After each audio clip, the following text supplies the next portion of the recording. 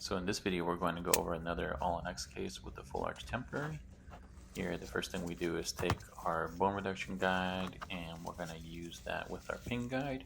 They're going to index together here like so, and we're also going to lock that pin guide with the bone reduction guide in place. Notice we do use magnets to orient the guides together, and as an added retentive feature, we do have these locking guide pins, we call them.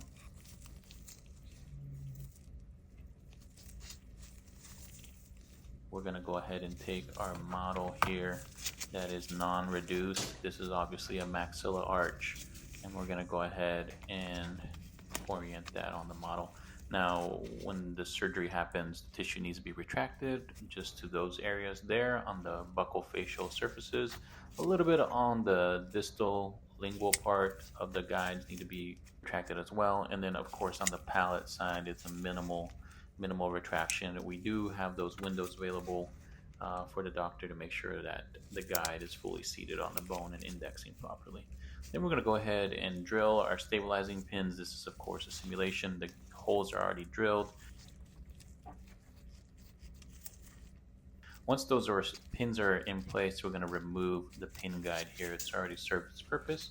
So we're going to go ahead and pop that off, and that gives a nice reduction guide for the dentist. And you can see there that the pin guide just seats and orients nice and evenly thanks to those magnets. We do want to make sure everything's clear at that point. We're going to go ahead and simulate swapping the models over from the regular model to a reduced model. Of course, the dentist won't have to switch any models. Once the bone is reduced, then the osteotomy guide will just sit right on top here. So the bone reduction guide stays in the whole time when the surgery is going after you've placed it with the pin guide. Nice even reduction there on that model. And we're going to go ahead and put the osteotomy guide right on top here. We actually sent 2 bone reduction guides with this case, so we have another one as a backup. Doctor requested it just in case maybe they alter the first one or it happens to maybe break or something like that. Very rare, but the doctor wanted 2 in this case. Now here we have the osteotomy guide, seats right on top of that bone reduction guide and model. We have 5 implants going in here. The distal ones are angled away from the sinus floor. We also have some timing marks on this case. Depending on your kit, you're going to have timing available for your angled MUAs. One of the implants is a straight implant, so we don't have to do timing marks on that implant. And here we have the guide pins locking the osteotomy guide in place. Very solid, very stable guide at this point. Of course, if it's passive, just like all of our other guides or 2 supported guides, we do have minimal retraction on the buccal, and that pin kind of just landed perfect there. And then we're going to go ahead and remove the osteotomy guide here. You can see that that makes way for the full arch temporary. Again, this is oriented with magnets. It doesn't have any pins, but you don't need them at this stage.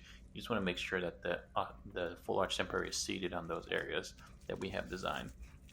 We do have these holes on the lingual palatal side of our temporaries, and that allows for flowable composite or resin to be inserted through that area, and it also adds a little more mechanical retention. Here we have a little bit of slight buccal access on that tooth there, but that was because that area of the ridge was pretty thin, and we're trying to find an optimal angle to match the other MUAs. Here we have a nice hygienic ponic design here. It's very flat to convex surfaces on the underside, and these are gonna match the kit. This is a Blue Sky Bio fully guided case, and they're going to be using double active compatible implants and temporary cylinders with the MUAs.